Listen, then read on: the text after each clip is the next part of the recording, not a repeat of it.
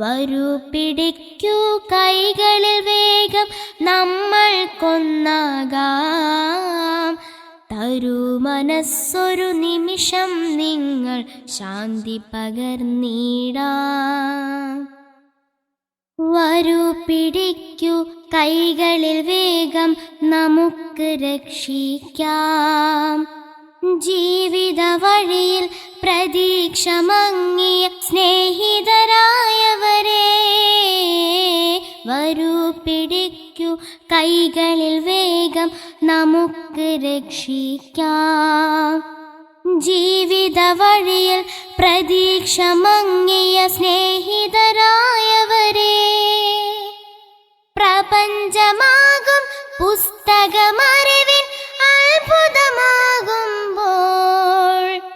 പ്രപഞ്ചനാഥൻ തന്നൊരു ഗ്രന്ഥം അത്യത്ഭുതമല്ലോ.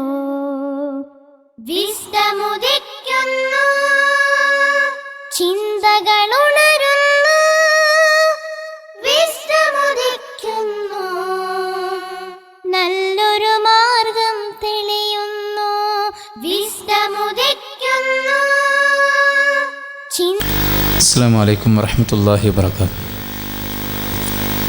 അൽഹംദുലില്ലാ അസ്സലാത്തു വസ്സലാമു അലാ റസൂലില്ലാ വഅലാ ആലിഹി വസഹ്ബിഹി അജ്മഈൻ, അമ്മാ ബഅദ്. പ്രിയമുള്ള സഹോദരങ്ങളെ, സുഹൃത്തുക്കളെ,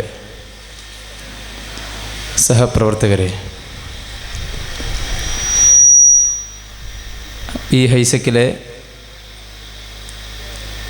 ഏറ്റവും ശ്രദ്ധേയമായ ഒരു സെഷനിലേക്കാണ് നമ്മൾ പ്രവേശിക്കുന്നത്.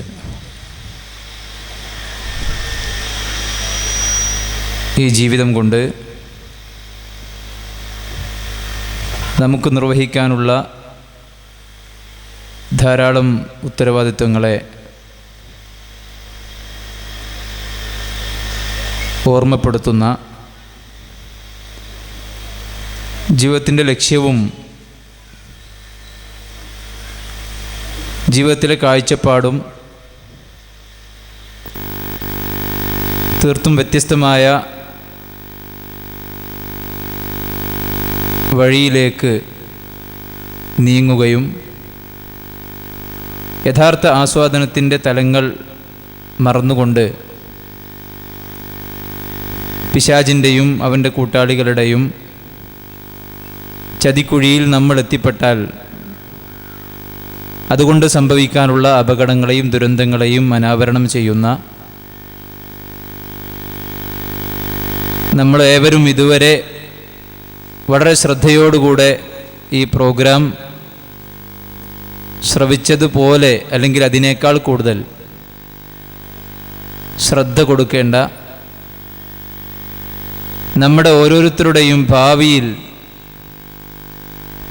നാം കാണുന്ന നല്ല സ്വപ്നങ്ങൾ സാക്ഷാത്കരിക്കപ്പെടുന്നതിന് നമ്മെ സഹായിക്കുന്ന ഒരു ചർച്ചയാണ് യഥാർത്ഥത്തിൽ ഇവിടെ നടക്കുന്നത്. ധാരാളം സുഹൃത്തുക്കൾ ചോദ്യങ്ങൾ എഴുതി നൽകിയിട്ടുണ്ട്. അതിലേറ്റവും ഇതിൻ്റെ ക്യാപ്ഷനുമായി യോജിക്കുന്ന ചില ചോദ്യങ്ങൾ സംയോജിപ്പിച്ചുകൊണ്ടുള്ള ഒരു ചർച്ചയാണ് ഇൻഷാ അല്ലാഹ് ഇവിടെ നടക്കുന്നത്. അല്ലാഹു സുബ്ഹാനഹു വ തആല ഇതിനെ ഏറ്റവും നല്ല അതിൻ്റെ പൂർണ്ണതയിലേക്ക് എത്തിക്കുമാറാവട്ടെ. നമ്മളെല്ലാവരും മനസ്സിലാക്കിയതുപോലെ ഈ ലോകത്ത് നമുക്ക് ലഭിച്ച ഏറ്റവും വലിയ സൗഭാഗ്യമാണ് അല്ലാഹുവിൻ്റെ മതത്തിൽ ജനിക്കാൻ അവസരം കിട്ടിയ നമുക്ക് ഈ മതത്തിൽ തന്നെ ജീവിക്കാൻ തൗഫീഖ് ലഭിച്ചു എന്നുള്ളത്. എന്നാൽ പലപ്പോഴും മതത്തെക്കുറിച്ച് ചിന്തിക്കുകയും ആലോചിക്കുകയും ചെയ്യുമ്പോൾ മതം അരുത് എന്ന് പറഞ്ഞ സംഗതികളെ മാത്രം നോട്ട് ചെയ്യുകയും മതത്തോടൊരു വെറുപ്പും ഒരു താല്പര്യമില്ലായ്മയും പലപ്പോഴും ഭൂരിഭാഗം ആളുകളുടെയും ജീവിതത്തിൽ ഉണ്ടാകുന്നു. എന്നാൽ ഇസ്ലാം മനുഷ്യനെ സൃഷ്ടിച്ച ഈ പ്രപഞ്ചത്തെ സൃഷ്ടിച്ച നാഥൻ്റെതാണ് എന്നതുകൊണ്ട് ഒരു മനുഷ്യന് പൂർണ്ണ സന്തോഷവും സമാധാനവും ശാന്തിയും നൽകുന്ന ധാരാളം കാര്യങ്ങൾ പഠിപ്പിക്കുകയും പരിചയപ്പെടുത്തുകയും ചെയ്തിട്ടുണ്ട്. അതിലാണ് നമുക്ക് സന്തോഷവും സമാധാനവും ഏറ്റവും നല്ല സംതൃപ്തിയും കൺകുളിർമയും ലഭിക്കുക എന്ന തലത്തെ ഉൾക്കൊള്ളാൻ വൈകുമ്പോൾ വലിയ പ്രയാസമുണ്ടാവുകയും ഭാവിയിൽ തിരിച്ചുപിടിക്കാനാകാത്ത നഷ്ടങ്ങൾ നമുക്ക് സംഭവിക്കുകയും ചെയ്യും. ഇപ്പോൾ മനസ്സിലാകാത്ത പല യാഥാർത്ഥ്യങ്ങളും ഭാവിയിൽ മനസ്സിലാകുന്ന പല സുഹൃത്തുക്കളുമുണ്ട്. അന്ന് ഇസ്ലാം പറഞ്ഞ സ്റ്റാൻഡായിരുന്നു ശരി, ആ മാർഗത്തിൽ നിന്നാൽ മതിയായിരുന്നു, അന്ന് ഞാൻ കേട്ടപ്പോൾ അതിനെ അവഗണിച്ചതായിരുന്നു എനിക്ക് സംഭവിച്ച പ്രശ്നം എന്നൊക്കെ പിന്നീട് വിലപിക്കുന്ന അവസ്ഥ പലപ്പോഴും ഉണ്ടാകാറുണ്ട്. അതുകൊണ്ട് തന്നെ നമ്മൾ ഇവിടെ ഒരു തുറന്ന ചർച്ചയ്ക്ക് കാര്യങ്ങളെ വിധേയമാക്കുമ്പോൾ നമ്മളുമായി ഏറ്റവും അടുത്ത ചില സംഗതികൾ പറയുമ്പോൾ അതെന്തേ അങ്ങനെയായി എന്നൊരു ചിന്ത നമുക്കൊരിക്കലും ഉണ്ടാകരുതെന്ന് ആമുഖമായി സൂചിപ്പിക്കുകയാണ്. കാരണം നമ്മുടെ ധാരണകളും നമ്മുടെ ചിന്തകളും നമ്മുടെ ആസൂത്രണങ്ങളും എമ്പാടും തെറ്റിയിട്ടുണ്ട്. അല്ലാഹു സുബ്ഹാനഹു വ തആലയുടെ കാഴ്ചപ്പാടുകൾക്ക് തെറ്റ് സംഭവിക്കുകയില്ല, കുറവ് സംഭവിക്കുകയില്ല, പോരായ്മകൾ സംഭവിക്കുകയില്ല എന്ന ഏറ്റവും ബേസിക്കായ വിശ്വാസം ഉൾക്കൊണ്ടുകൊണ്ടായിരിക്കണം നമ്മൾ ഈ ചർച്ചയെ കാണേണ്ടത്. തുറന്ന മനസ്സോടെ അങ്ങേയറ്റത്തെ ശ്രദ്ധയോടെയാണ് ഈ ചർച്ചയെ നാം ഓരോരുത്തരും സ്വീകരിക്കേണ്ടത്. ഇവിടെ നമുക്കറിയാം, നമ്മുടെ ചർച്ചയിലേക്ക് പ്രവേശിക്കുകയാണ്. നമ്മൾ ജീവിക്കുന്ന കാലം സോഷ്യൽ മീഡിയ ഏറ്റവും വ്യാപകമായിട്ടുള്ള ഒരു കാലഘട്ടത്തിലാണ് നമ്മൾ ജീവിക്കുന്നത്. അത്യാധുനിക സംവിധാനങ്ങളുടെ ഏറ്റവും നല്ല കുതിപ്പിന് ലോകം സാക്ഷ്യം വഹിച്ച ഒരു സന്ദർഭത്തിൽ ഒരു വിദ്യാർത്ഥി എന്ന നിലയിൽ പല കാരണങ്ങൾക്കും സോഷ്യൽ മീഡിയയെ ഡിപ്പെൻഡ് ചെയ്യേണ്ട സാഹചര്യം നമുക്കുണ്ടാകാറുണ്ട്. എന്നാൽ ഈ സോഷ്യൽ മീഡിയ പല ആളുകളെയും ഒരിക്കലും മാറ്റാൻ സാധിക്കാത്ത പല തിന്മകളിലേക്കും എത്തിച്ചിട്ടുമുണ്ട്. ഇവിടെ ഏറ്റവും നല്ല ഉപകാരം കുടികൊള്ളുന്ന ഈ സോഷ്യൽ മീഡിയയെ സമീപിക്കുമ്പോൾ തൻ്റെ ഭാവി തന്നെ നശിപ്പിക്കുന്ന ഒരു വലിയ ചതിക്കുഴിയിൽ വീഴാതിരിക്കാൻ എന്തു സമീപനമാണ് ഒരു വിശ്വാസി എന്ന നിലയിൽ നാം സ്വീകരിക്കേണ്ടത് എന്നതുമായി ബന്ധപ്പെട്ട് ആണ് ഒന്നാമത്തെ ചർച്ച. ബഹുമാനനായ താജുദ്ദീൻ സ്വലാഹി ഈ വിഷയത്തിൽ പ്രതികരിക്കും ഇൻഷാ അല്ലാഹ്. അസ്സലാമു അലൈക്കും വറഹ്മത്തുള്ളാഹി. അൽഹംദുലില്ലാഹി റബ്ബിൽ ആലമീൻ. നഹ്മദുക യാ മൻ ഔളഹ്ത ലനാ സുബുലൽ ഹിദായ വഅർശദനാ ഇലാ തരീഖിൽ ഇസ്ലാം വദല്ലലനാ അലാ അബ്വാബിൽ ഖൈർ വസ്സലാത്തു വസ്സലാമു അലാ മൻ ലാ നബിയ്യ ബഅദ വഅലാ ആലിഹി വഅസ്ഹാബിഹി വമൻ സറ അലാ നഹ്ജിഹി വസ്തന്ന ബിസുന്നതിഹി ഇലാ യൗമിദ്ദീൻ. അമ്മാ ബഅദ്. പ്രിയപ്പെട്ട വിദ്യാർത്ഥിനികളെ, എന്ന് ഞാൻ പറയുമ്പോൾ ചില വിദ്യാർത്ഥിനികളൊന്നും ഇവിടെ അല്ല എന്നാണ് എനിക്ക് തോന്നുന്നത്. അപ്പോൾ എനിക്ക് നിങ്ങളോട് മൊത്തത്തിൽ ഒറ്റ കാര്യം പറയാനുള്ളൂ. എല്ലാവരോടും നമുക്ക് വേണമെങ്കിൽ മാത്രം എന്ത് ചെയ്താൽ മതി, നമ്മൾ കേട്ടാൽ മതി, അതിൽ സംശയമൊന്നുമില്ല. പക്ഷേ ഇപ്പോഴുള്ള നമ്മൾ ഈ കാട്ടിക്കൂട്ടലല്ലേ ഒക്കെ ഉണ്ടത്, ആ മൂക്കിലെ കാറ്റണ്ട് തീർന്ന് നീണ്ടിങ്ങനെ കിടക്കണ ഒരു നേരം വരാണ്ട് നമ്മൾ വിചാരിക്കണം അത് കുറേ ദൂരെ ആയിരിക്കും. നമ്മളെ തെറ്റിദ്ധാരണയാണ്. നമ്മളെ കമ്പനി കൂടുമ്പോൾ മാത്രമേ പ്രശ്നമുള്ളൂ. കുട്ടികളെയും പട്ടിക്കുട്ടികളെയും പ്രശ്നമാണ്. ഒരു പട്ടി ഒറ്റയ്ക്ക് ഇങ്ങനെ പോവുകയാണെങ്കിൽ പ്രശ്നമൊന്നും ഉണ്ടാവില്ല. മുപ്പര അങ്ങനെ സ്ട്രൈറ്റ് ആയിട്ട് പോയിക്കോളും. കൂടെ നാലാളും കൂടി കൂടുമ്പോഴാണ് പ്രശ്നം ഉണ്ടാകും. അപ്പം നമ്മൾ അപ്പുറത്തും ഇപ്പുറത്തൊന്നും തോണ്ടുന്ന ആളെ നമ്മളെ യഥാർത്ഥ സുഹൃത്തല്ല. വളരെ സീരിയസ് ആയ നിങ്ങൾ കണ്ടമാനം ചോദ്യം ഇവിടെ എഴുതി കൊടുത്തു. ആ ചോദ്യം കൂടെ കണ്ടിട്ട് എനിക്ക് തല കറങ്ങുന്നുണ്ട്. ഇവിടെ ജൗഹർ മുനവ്വറൂടെയും വന്നു എന്നുള്ളൊരു ആശ്വാസമാണ് ഈ സമയത്ത് എനിക്കുള്ളത്. അതുകൊണ്ട് ഇക്കാക്കാൻ്റെ കുട്ടികളോട് പറയാനുള്ളത് എന്താ അറിയോ, ഈ ദിവസം നമ്മൾ ഇതിന് ചിലവാക്കുന്ന ദിവസമാണ്. അതുകൊണ്ട് എല്ലാവരും നല്ലൊരു മഴയും വരുന്നുണ്ട് അൽഹംദുലില്ലാ. വളരെ സ്വസ്ഥമായി ഇരുന്ന് ഈ കാര്യങ്ങൾ കേൾക്കാനും മനസ്സിലാക്കാനുള്ളൊരു മാനസികാവസ്ഥ ഉണ്ടാകണം എന്നാണ് എനിക്ക് നിങ്ങളെല്ലാവരെയും ഈ സമയത്ത് അഡ്വൈസ് ചെയ്യാനുള്ളത്. മലക്കുകളുടെ സാന്നിധ്യമുള്ള സദസ്സാണിത്.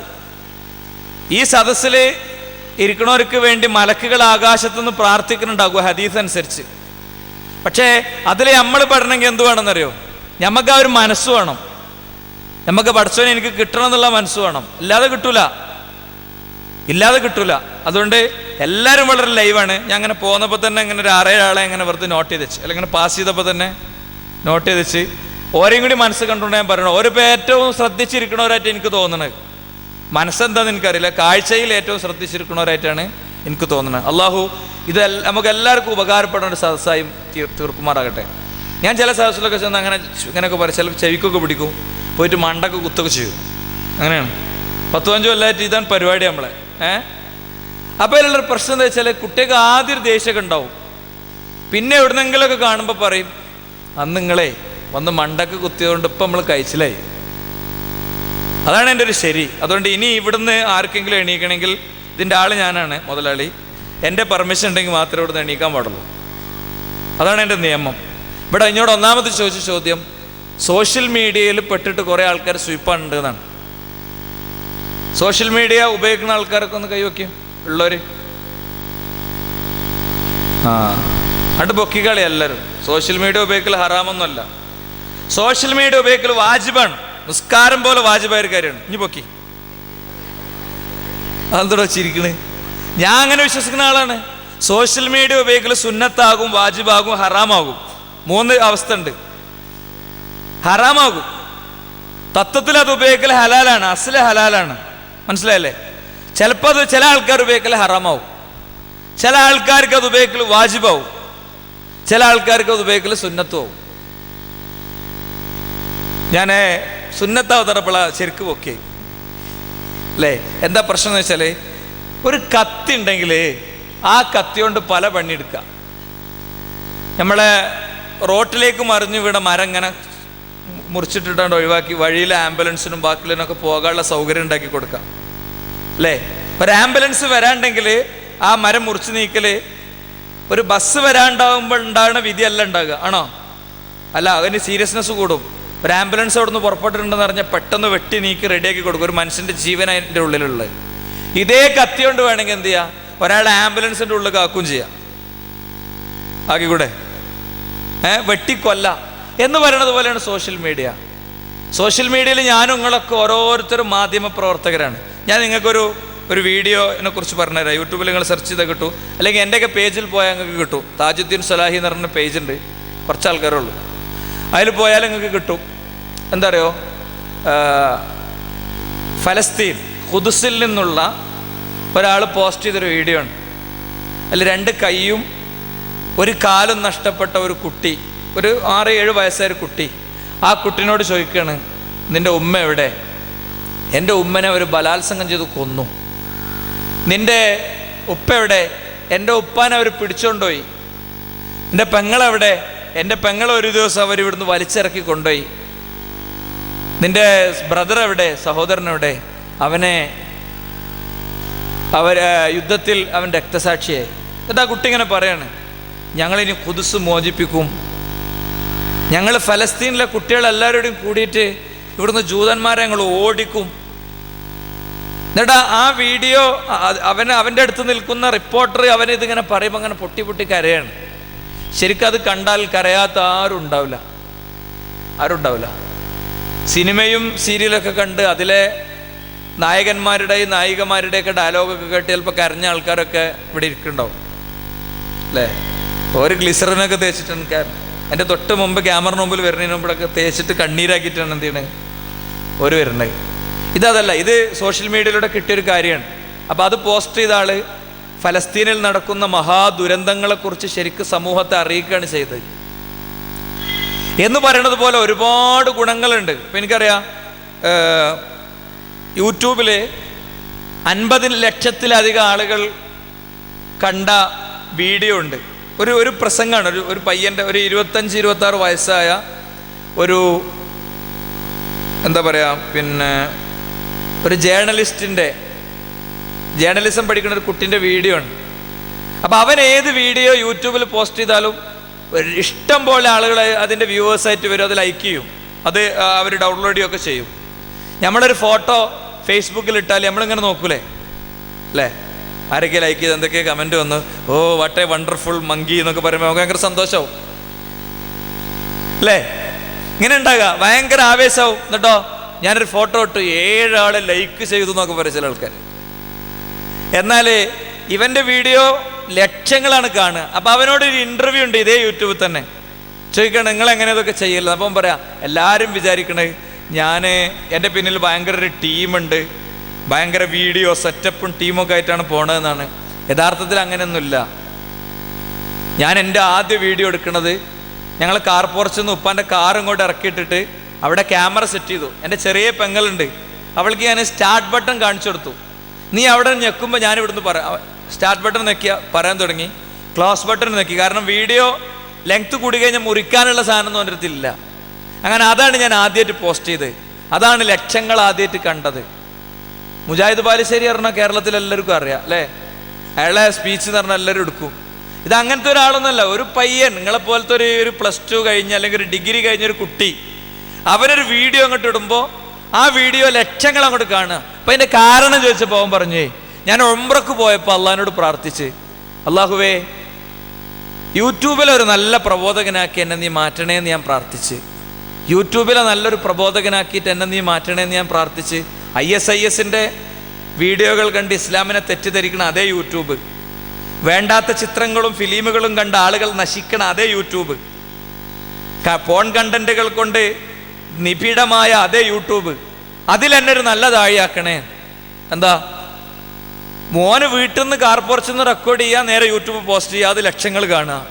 അപ്പം അള്ളാഹ് അത് സ്വീകരിച്ചതാണ്. അപ്പോൾ സോഷ്യൽ മീഡിയയിലൊക്കെ നമുക്കൊരു അഭിലാഷമുണ്ടെങ്കിൽ, ഒരാഗ്രഹം ഉണ്ടെങ്കിൽ നമുക്കൊക്കെ വലിയ ആൾക്കാരാകാം, ഒരുപാട് ആളുകൾക്ക് ഇസ്ലാം എത്തിച്ചെടുക്കാം. ഇപ്പം MSMൻ്റെ തന്നെ പല കുട്ടികളുണ്ട്, ഷംജിത്ത് എന്നൊക്കെ പറഞ്ഞ നമ്മളൊരു സുഹൃത്തുണ്ട്, ചെറിയ വീഡിയോസ് ഉണ്ടാക്കുവാൻ. യൂട്യൂബിൽ നിങ്ങൾക്ക് ആ വീഡിയോസൊക്കെ കിട്ടും, ചെറിയ വീഡിയോ, ഒരു 1.5 മിനിറ്റ് 2 മിനിറ്റിൻ്റെ വീഡിയോ, അത് 1 ലക്ഷം ആൾ 2 ലക്ഷം ആളൊക്കെ കാണുക. ഞാൻ ഇന്നേ വരെ 1 ലക്ഷം ആള് ഉള്ള സദസ്സിൽ പ്രസംഗിച്ചിട്ടില്ല. കേരളത്തിലെ ഒരു പ്രബോധകനും 1 ലക്ഷം ആളുള്ള സദസ്സിൽ പ്രസംഗിച്ചിട്ടില്ല. പക്ഷേ ഷംജിത്ത് എന്ന് പറയുന്ന ഒരു മൈക്കിൻ്റെ മുമ്പിൽ വന്ന് അസ്സലാമു അലൈക്കും എന്ന് പറയുമ്പോൾ തന്നെ കൈയും കാലും വറക്കണേ മാനസികാവസ്ഥ സ്വയം വിചാരിക്കണേ പയ്യൻ, അവന് 1 ലക്ഷം ആളുകളോട് പ്രസംഗിച്ചു കഴിഞ്ഞു. എങ്ങനെ ഒരിതാണ്, ഒരു പ്രസംഗത്തിൽ ഏതോ നമ്മളെ പ്രോഫ് കോണിലെ ഏതോ ഒരു പ്രസംഗത്തിലെ ഒരു ബാക്ക് വോയിസ് ഇട്ടിട്ട് അവനൊരു വീഡിയോ ഉണ്ടാക്കിയിരുന്നു പോൺ കണ്ടന്റുകളെ കുറിച്ചുള്ള. ചിലപ്പോൾ നിങ്ങളൊക്കെ കണ്ടിട്ടുണ്ടാകും. വാതിലടച്ച റൂമിൽ വാതിലിനെ കുറ്റിയിട്ട് നിങ്ങൾ എന്താ പറയുക നെറ്റിൽ ഇങ്ങനെ സെർച്ച് ചെയ്യണ പ്രസംഗത്തിൻ്റെ ഇടയ്ക്ക് എപ്പോഴും നമ്മൾ ആരോ പറഞ്ഞൊരു വാചകമാണ്, അത് അവൻ എന്ത് ചെയ്തു, അതിൽ മാത്രം മുറിച്ചെടുത്തിട്ട് അതിന് വീഡിയോസൊക്കെ കൊടുത്ത്. അപ്പം ഞാൻ പറഞ്ഞ ചിലപ്പോൾ നമുക്കിത് നിർബന്ധം എന്ന് പറഞ്ഞാൽ അതാണ്. പ്രവാചകൻ സല്ലല്ലാഹു അലൈഹി വസല്ലം തങ്ങളെ വിമർശിക്കണ ഒരു സംഭവത്തിന് മറുപടി പറയാൻ ലോകത്ത് ബാധ്യതപ്പെട്ട ആരെങ്കിലുമൊക്കെ ഉണ്ടാവും. എല്ലാവർക്കും ഒരേപോലെയല്ലോ ദാവത്ത് ബാധ്യത. അപ്പം അയാൾക്ക് സോഷ്യൽ മീഡിയയിൽ അത് ചെയ്യൽ നിർബന്ധം. ഇപ്പൊ പ്രവാചകനെ ചീത്ത വിളിച്ചുകൊണ്ട് മലയാളത്തിലൊരു ഡോക്യുമെന്ററി വന്നു. ആ ഡോക്യുമെന്ററിക്ക് മറുപടി പറയൽ ഇസ്ലാമിക പ്രബോധനത്തെ അങ്ങനത്തെ ആളുകൾക്ക് നിർബന്ധം. ഞമ്മക്കത് ഷെയർ ചെയ്യൽ നിർബന്ധമായിരിക്കും. അപ്പൊ അങ്ങനത്തെ ഒരു ഏരിയ അവിടെ ഉണ്ട്. ഞാൻ അതിന്റെ വിശദാംശത്തിലേക്ക് പോകല്ല. ഇപ്പോൾ നിങ്ങൾ ആലോചിച്ച് നോക്കിപ്പോൾ നമ്മളെ ഈദ് കിസ്വന്റെ പൈസ ഫുള്ള് കളക്ട് ചെയ്യുന്നത് എങ്ങനെ? സോഷ്യൽ മീഡിയ വഴിയാണ്. അത് സോഷ്യൽ മീഡിയന്റെ നന്മയാണ്. എത്രയോ കുട്ടികൾക്ക് പുതിയ കുപ്പായം കിട്ടുകയാണ്.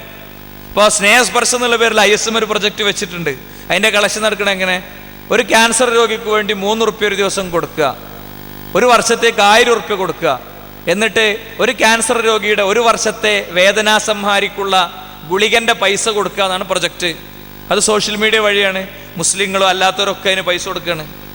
അപ്പം അങ്ങനത്തെ കുറേ കാര്യം നമുക്ക് ചെയ്യാൻ പറ്റും. എവിടെയാണ് ചതി പറ്റുകയെന്ന് വെച്ചാൽ, നമ്മൾ പോയിട്ട് ചാറ്റ് ചെയ്യും, ഇങ്ങനത്തെ ഒരുപാട് ഏർപ്പാടൊക്കെ പോകും. പ്രൊഫൈൽ പിക്ചറിൽ നല്ല ഭംഗിയുള്ളൊരു പെൺകുട്ടി ഉണ്ടാവും. ഓളെ കാണുമ്പോൾ നമ്മക്കിട്ട് പൂതിയാവും. എന്നിട്ടോ നമ്മളങ്ങനെ ചാറ്റ് ചെയ്യും, ഓളും ചാറ്റ് ചെയ്യും. അവസാനം 2-ൽ-1 ചീറ്റ് ചെയ്യും. അപ്പോഴോ മറ്റേ ആൾ തൂങ്ങിച്ചാവും. വളരെ simple, equation is very simple അല്ലേ? ആദ്യം ചാറ്റ് ചെയ്യും, പിന്നെ ചീറ്റ് ചെയ്യും, പിന്നെ സൂയിസൈഡ് ചെയ്യും. അതിൻ്റെ ഇടയിലൊക്കെ കൊടുത്തിട്ടുണ്ടാവും, ഫോട്ടോ കൊടുത്തിട്ടുണ്ടാവും, സർവം കൊടുത്തിട്ടുണ്ടാവും. അത് ഹറാമാണ്. വ്യഭിചാരമാണ്. ഇനിയോ നിങ്ങൾക്ക് ആർക്കും സംശയം ആവശ്യമില്ല, വ്യഭിചാരമാണ്. പ്രൊഫൈൽ പിക്ചർ കണ്ടിട്ട് ഒരു പെണ്ണിനെയോ ഒരു ആണിനെയോ ഇഷ്ടപ്പെട്ട് ഇജാതി പരിപാടിക്ക് പോയാൽ നമ്മൾ രക്ഷപ്പെടില്ല, നിങ്ങൾക്ക് ഉറപ്പുവരാം. നാറും അവസാനം. നാറിയ നാറ്റം കൊണ്ട് നമ്മളെ കുടുംബമടക്കം കുടുങ്ങും. ഇപ്പൊ പൊളിഞ്ഞിട്ടുണ്ടാവില്ല, പക്ഷെ ഒരു ദിവസം പൊളിയും, ഞങ്ങൾക്ക് ഉറപ്പ് തരാം. ഒരു ദിവസം ഇതൊക്കെ പൊളിയും. പരലോകത്തേക്ക് എത്തൊന്നും വേണ്ട, പരലോകത്തു നിന്നല്ലേ അവിടെ വെച്ച് കാണാം. അത് വലിയ പ്രശ്നമൊന്നും ഉണ്ടാവില്ല ചില ആൾക്കാർക്ക്. ദുന്യാവെന്ന് പൊളിയും. അപ്പൊ ആ ജാതി പരിപാടിക്ക് നമ്മൾ പോകാതിരുന്നാൽ മതി. രണ്ടാമത്തേതിലെ ടൈം വേസ്റ്റിംഗ് ആണ്. വെറുതെ ഇങ്ങനെ വാട്സപ്പിൽ ഇങ്ങനെ, അതിനൊക്കെ ഒരു എന്താ പറയുക, ഫ്രഷ് ടൈമിൽ ഒരിക്കലും ഉപയോഗിക്കില്ല നമ്മൾ തീരുമാനിക്കണം. പഠിക്കുന്ന സമയത്ത് ഒരിക്കലും ഉപയോഗിക്കാൻ തീരുമാനിക്കണം. എന്നാൽ ഒരു പ്രശ്നമല്ല, ആവശ്യമുള്ള ഗ്രൂപ്പിൽ മാത്രം നിന്നാൽ മതി. ഇത് ആവശ്യമില്ലാത്ത കുറെ തമാശ ഉണ്ടാവും. എന്താ, കണ്ടമാനം വേസ്റ്റ് തമാശകളുണ്ടാവും. അതിങ്ങനെ ഷെയർ ചെയ്തിട്ട് ഇങ്ങനെ ചിരിച്ച് അതിനെപ്പറ്റി കമന്റ് പറഞ്ഞ് അല്ലേ. കാസർഗോഡ് കടപ്പുറത്ത് ചന്ദ്രനെ കണ്ടു. നാളെ പെരുന്നാളാണോ അല്ലേന്ന് സംശയമുള്ളൊരു ദിവസം ഒരുത്തൻ്റെ മെസ്സേജാ. അപ്പോൾ എല്ലാവരും അല്ലാഹു അക്ബർ, ഈദ് മുബാറക് എന്നൊക്കെ പറഞ്ഞ് കുറേ മെസ്സേജൊക്കെ ഫോർവേഡ് ചെയ്തതിൻ്റെ ശേഷം നോക്കണേ. ഏറ്റവും അടി കൊടുത്തിട്ടുണ്ട് ചെറിയതായിട്ട്. എന്താ പറയുക, ചന്ദ്രൻ വെള്ളമടിച്ച് തിരിച്ചു വരുന്ന വഴിക്കാണ് കണ്ടത്. വെള്ളമടിച്ചിട്ടേ തിരിച്ചു വരുന്ന വഴിക്കാണ് ചന്ദ്രനെ കണ്ടത്, അല്ല മറ്റേ മാസപ്പിറവി അല്ല ഉദ്ദേശിച്ചത്. ഈ ജാതി പരിപാടി എടുക്കണ ചില ആൾക്കാരുണ്ടാവും, വെറുതെ ആവശ്യമില്ലാത്ത തമാശയും കാര്യങ്ങൾ, അതിനു വേണ്ടി മാത്രമുള്ള സംഭവം ഉണ്ടാവും. അതേപോലെ ആവശ്യമില്ലാത്ത വീഡിയോസ് അയക്കുന്നവരുണ്ടാവും, വീഡിയോസ് കാണുന്നവരുണ്ടാവും. അതൊക്കെ നമ്മളെ പരലോകം കളിയുന്ന കാര്യമാണ്. നമുക്ക് ഈ ശരീര അവസ്ഥ ഞാൻ ഉത്തരം ദീർഘിപ്പിക്കണില്ല, ഇനിയും നമുക്ക് ഒരുപാട് വിഷയത്തിലേക്ക് പോകണം. നമുക്ക് ഈ ശരീരം തന്ന പടച്ചോനെ നമ്മളോട് ചോദിക്കാൻ അവകാശമുണ്ട് അല്ലേ. 1,00,000 തവണ മിടിക്കുന്ന ഹൃദയം. നിങ്ങൾ ആരെങ്കിലും രാവിലെ സ്വിച്ച് ഓൺ ചെയ്തിട്ട് നിങ്ങൾ ഹൃദയം മിടിക്കണേ ആണോ? അല്ല. അതല്ലെങ്കിൽ 180 ലിറ്റർ ബ്ലഡിനെ ഡെയിലി ക്ലീൻ ചെയ്യുന്നുണ്ട്. അതൊന്നും നമ്മൾ അറിയണമെന്നല്ല. വ്യഭിചരിക്കുന്ന മനുഷ്യന്റെ ശരീരത്തിൽ പോലും ബ്ലഡ് സർക്കുലേഷൻ നടക്കുന്നുണ്ട്. 490 കിലോമീറ്റർ നീളമുള്ള ഞരമ്പ് തലച്ചോറിൻ്റെ ഉള്ളിൽ ചുറ്റിവെച്ചിട്ടുണ്ട്. ചെന്നൈ മുതൽ കാലിക്കറ്റ് വരെ പൊതുനിരത്തിൽ ദേശീയപാതയിൽ ഇങ്ങനെ നിവർത്തിയിട്ടാൽ കിടക്കാവുന്നത്ര വിശാലമായ തലച്ചോറ് മനുഷ്യന്റെ, വിശാലമായ ഞരമ്പ് മനുഷ്യന്റെ തലച്ചോറിൽ മാത്രമുണ്ട്. ബില്യൺ കോടിക്കണക്കിന് ന്യൂറോണുകൾ കൊണ്ട് സമ്പന്നാണ് മനുഷ്യന്റെ തലച്ചോറ്. മനുഷ്യന്റെ എന്താണ് സംഗതി എന്ന് മനസ്സിലാക്കി തരാൻ ഉപയോഗിക്കുന്ന ശരീരത്തിലെ സിസ്റ്റമാണ് ന്യൂറോൺ. ഇതൊക്കെ ഉണ്ടാക്കി തന്ന പടച്ചോൻ അവൻ ചോദിക്കുന്നതൊക്കെ നീ എന്താ ചെയ്ത്? വായു അല്ലേ, നമ്മളാരെങ്കിലും ബാഗിൽ റെഡിയാക്കിയിട്ടാ കൊണ്ടുവരണേ? ഓക്സിജൻ ആണോ? നീലാം സ്ട്രോങ്ങും വേറെ ഏതൊരു ചങ്ങായും കൂടിയും പോയില്ലേ, എന്തേനോ എൻ്റെ പേര്? എനിക്കിതൊന്നും അറിയില്ലെന്ന്. ഓര് പോയപ്പോ എന്ത് 2 ബാഗിൽ എന്തേനു ഭക്ഷണേനോ ഫുള്ള് ഇവിടുന്ന് കൊണ്ടുപോയത് അവിടെ ചെന്നാൽ സംഗതി വടിയാകാതിരിക്കാൻ വേണ്ടി. മനസ്സിലായില്ലേ നിങ്ങൾക്ക്? അപ്പം ഇത് കറക്റ്റ് ഇതൊക്കെ കൂടെ ഇങ്ങനെ ഏറ്റിക്കൊണ്ടോണ്ടെന്ന് നമ്മൾ എന്താ ചെയ്യുക? ഇല്ലല്ലേ, പറ്റൂല. അതല്ലെങ്കിൽ ഒറ്റ കാര്യം, ഒറ്റ സിമ്പിൾ ഉദാഹരണം. ഇപ്പം നമ്മൾ ടോയ്ലറ്റ് പോവും, വാതിലടക്കും, നമ്മൾ ഇരിക്കും, നമ്മൾ ആവശ്യം കഴിയും പോരും. ഇത് നമ്മളെ കൺട്രോൾ അല്ലെങ്കിൽ നമ്മൾ എന്താ ചെയ്യുക? ഇടയ്ക്ക് നമുക്ക് ലൂസ് മോഷൻ ഉണ്ടാവും അല്ലേ? ലൂസ് മോഷൻ ഉണ്ടാകുന്ന അതേ സിറ്റുവേഷൻ അതൊരു ഇൻസ്റ്റൻറ്റ് സംഭവമാണെങ്കിൽ എന്താ ചെയ്യുക? എന്തെങ്കിലും ചെയ്യാൻ പറ്റുമോ? ഇതൊക്കെ പഠിച്ചോന്ന അനുഗ്രഹമാണ്. അപ്പം ഞമ്മക്ക് എന്താ പറയുക, ഞമ്മക്ക് ഇതൊക്കെ സിമ്പിളാ, ഒക്കെ അടിച്ച് പൊളിക്കണം, അങ്ങനെ ആക്കണം, എങ്ങനെ ആക്കണം. പഠിച്ചോനെ കുറിച്ചൊന്നും ഓർക്കാനോ ചിന്തിക്കാനോ നമുക്ക് നേരല്ല. എൻ്റെ ഒരു ഫ്രണ്ടിന് വൻകുടലിന് ക്യാൻസർ വന്ന് ഡോക്ടർ പറഞ്ഞു ഇത് പെട്ടെന്ന് മാറുന്ന ഒരു അസുഖമാണ്, ഒരു പ്രശ്നമല്ല, വൻകുടലിനെ മുറിച്ച് നീക്കുക, ടോയ്ലറ്റ് പോകാനുള്ള സംവിധാനം പുറത്ത് ബാഗായി സെറ്റ് ചെയ്ത് തരും, അത് ഓട്ടോമാറ്റിക്കലി അങ്ങനെ പോയിക്കോളും.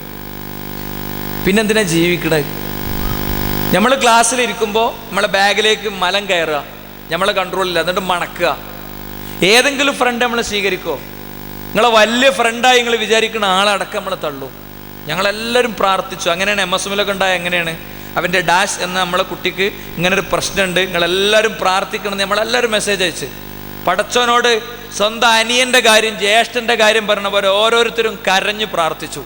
ഏറ്റവും വലിയ ഡോക്ടർ അടക്കം അവനോട് അങ്ങനെ പറഞ്ഞത്. പക്ഷെ അത്രയൊന്നും പ്രസിദ്ധനല്ലാത്തൊരു ഡോക്ടറെ അടുത്ത് ചെന്നപ്പോൾ ഡോക്ടർ പറഞ്ഞ് ഇങ്ങനെ മുറിക്കണ്ടേ, ഇങ്ങനെ മുറിക്കണ്ട, നമുക്ക് ഇങ്ങനെ മുറിക്കാന്ന് പറഞ്ഞു. ഇങ്ങനെ മുറിക്കുമ്പോൾ ഈ ഭാഗം അവിടെ ഉണ്ടാവില്ലേ, എന്നിട്ട് തുന്നിക്കൂട്ടാ.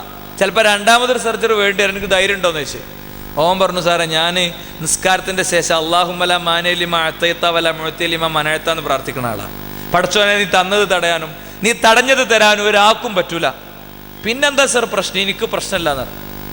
അങ്ങനെയാണ് സർജറി ചെയ്തു. ഇന്നോൻ ഓടിപ്പാഞ്ഞ് നടക്കുന്നുണ്ട്. 2 പോയിന്റ് നിങ്ങൾക്ക് ഇന്ന് കിട്ടി. ഇപ്പോൾ പറയാം, ഞാനിപ്പോൾ കക്കൂസ് കയറുമ്പോഴുള്ളത് ഒരിക്കലും മറക്കല്ല. കാരണം ഇപ്പോൾ ബോധ്യമുണ്ട് ഓ രക്ഷപ്പെട്ട്. അങ്ങനെ ഓരോന്ന് അനുഭവിക്കുമ്പോൾ മാത്രം ബോധ്യപ്പെടേണ്ടവരല്ല നമ്മൾ, ആണോ? അല്ല. അപ്പം അതുകൊണ്ട് സോഷ്യൽ മീഡിയ വ്യവസ്ഥാപിതമായിട്ട് നിങ്ങൾ ഉപയോഗിക്കുക. നല്ല ഹദീസുകളും കാര്യങ്ങളൊക്കെ കിട്ടും, അതൊക്കെ പോസ്റ്റ് ചെയ്യുക. ചില ഗ്രൂപ്പുകളുണ്ട് ഹദീസൊക്കെ കിട്ടണേ, അതിൽ നമ്മൾ ജോയിൻ ചെയ്യുക. എന്നിട്ട് എല്ലാ ഗ്രൂപ്പിലും കൊണ്ടുപോയിട്ട് ഇങ്ങനത്തെ സാധനങ്ങളൊക്കെ ഇടുക. അത് നല്ല ബോധപൂർവ്വം നമ്മൾ ചെയ്യുക. ഫേസ്ബുക്കിൽ നമ്മളെ ഫോട്ടോ ഷെയർ ചെയ്യാതിരിക്കുക ആദ്യം ചെയ്യേണ്ട പണിയാണ്, ഇന്നെടുക്കേണ്ട തീരുമാനമാണ്. ഒരുപാട് പ്രശ്നങ്ങൾ അതിനുണ്ട്. ഒന്ന്, ഫോട്ടോയെ സംബന്ധിച്ച ഇസ്ലാമിക വിധികളുടെ പ്രശ്നമുണ്ട്. 2, കണ്ണേറേറേണ്ട സാധനമുണ്ട് അല്ലേ? നമുക്കില്ലേ കണ്ണേറേറേണ്ട സാധനം? അല്ല, അതിന് ഹക്കുൻ, കണ്ണേറ് സത്യമാണെന്ന് അള്ളാഹുവിൻ്റെ റസൂൽ സല്ലല്ലാഹു അലൈഹി വസല്ലം തങ്ങൾ പഠിപ്പിച്ചു. 3 പെൺകുട്ടികളൊന്നും ഒരിക്കലും പ്രൊഫൈൽ പിക്ചർ ഇടരുത്. കാരണം അതെടുത്തിട്ട് വേണ്ടാത്ത ചില ഫോൺ സംഭാഷണങ്ങളുടെയൊക്കെ മേലെ കൊണ്ടിട്ട് പേശി